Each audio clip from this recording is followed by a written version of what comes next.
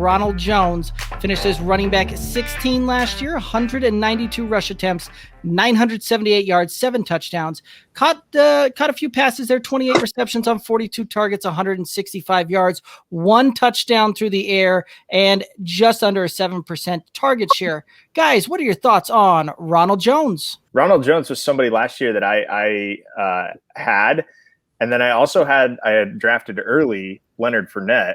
That was when he was still with Jacksonville, thinking, hey, I've got a pretty good 1-2 punch here, two running backs that are going to be starters. And then Fournette comes over to join the Bucs. But Ronald Jones, I stuck with him, and I was very happy that I did.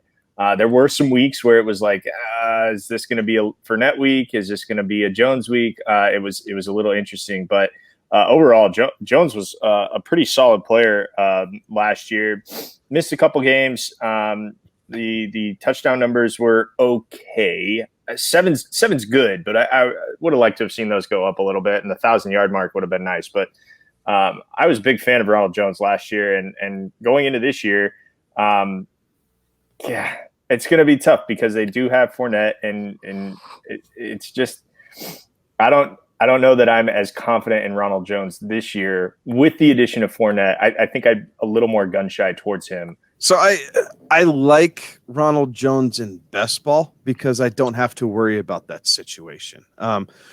Now, the good thing is Ronald Jones is going late enough in drafts. You can pick him up as your third or fourth running back, depending on how everything's sitting out, and kind of play that matchup, use him on bye weeks. But he does a lot of good things. And when he gets touches, you saw the success, guys. 20 carries, 111 yards, 17 carries, 106 yards, 23 carries, 113 with 2 touchdowns.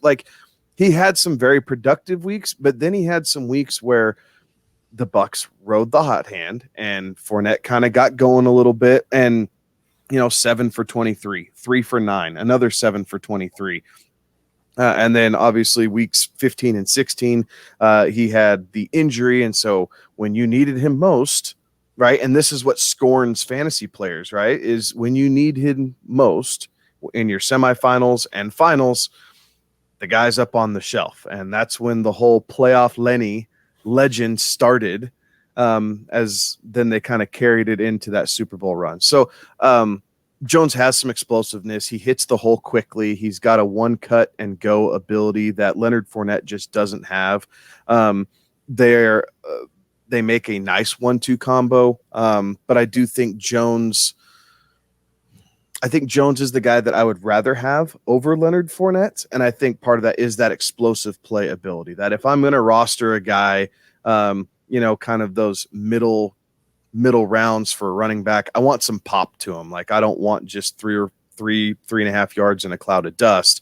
I want a guy that if I'm putting him in bye weeks, injuries, matchup, whatever that is, that has some pop, that, there's the excitement of he hits the hole and 60 yards, he's gone. And I get that with Ronald Jones. I don't get that as much with Leonard Fournette. This is a situation I'm not going near. I'm not going to even touch it. I don't care what the ADPs are, because Giovanni Bernard was brought in for a few different reasons. He was brought in to pass catch. He was brought in to pass block. He's got, I think, 5 or 6 times the pass blocking grade of the other two guys. So, and I believe they brought him in to fill that receiving role piece of the game, of the offense that it's been lacking. So, I don't know. It's a 3-headed monster, not a 2, or a 3-headed committee, not a 2-headed committee in my view. And, I'd almost take a gamble on Giovanni Bernard versus either one of the other two guys. I just don't trust it at all. There's so many better options to me, and I don't want to be dealing with the headache that will probably you'll probably get from dealing with this situation. But that's my opinion. You've seen the kind of the fantasy community kind of take a step back there, because Ronald Jones was that guy that everybody was trying to put that, kind of be that darling, that mid-round hero last year for a lot of drafts, where he was the guy that when it got down to the 4th, 5th round, that people were, if he was still on the board, they'd smash the button and move on there. And we've seen that where he's now slipping back there a lot of times, farther back towards the sixth, maybe even to the seventh in some of these formats there. And I think there's a lot to be said with that because of the fact that, he is going to be a guy that can pop and break one loose and score you a big touchdown. But there's also going to be a lot of times where he doesn't really produce for you for fantasy, because last year when you looked at it, he had to, in order for him to have the really good weeks that he had, he fell into the end zone. And the weeks that he didn't, he was a running back 2 or worse type of situation there.